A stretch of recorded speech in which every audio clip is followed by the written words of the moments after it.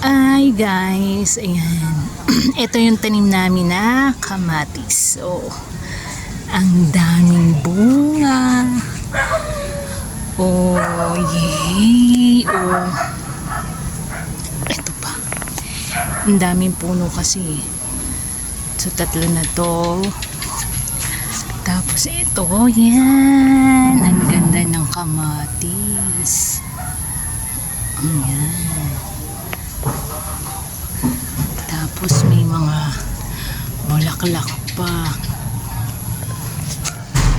At dito pa tayo.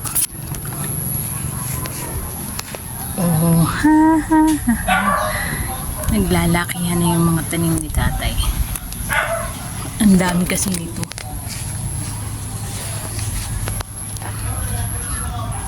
Yan. So madami tayong maani. Ayun pa. Ay, ayun. Oh, ang cute. Tapos ito pa. Ayan.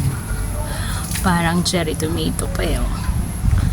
Ang cute ng mga bunga ng kamatis. So yan yung mga tanim ni tatay na kamatis. Ayan. Ang dami hanggang dun sa dulo. Tanim ni tatay na kamatis. So talaga kapag may tinanim ay may aani.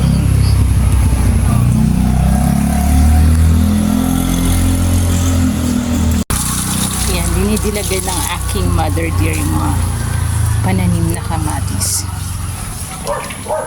para mamunga. Yan.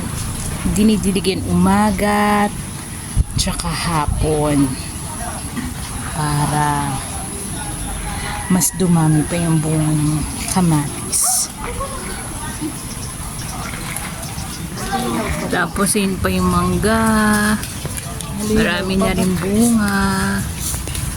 Oh, abot kami lang natin yung bunga ng mangga, o diba? Iba tayo dito sa kabila. Oh, mangga pa more.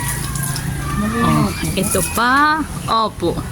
Dapit hapon na kasi dito. Yan. Kaya madilim-dilim na. Oh, ang ganda ng mga pananim.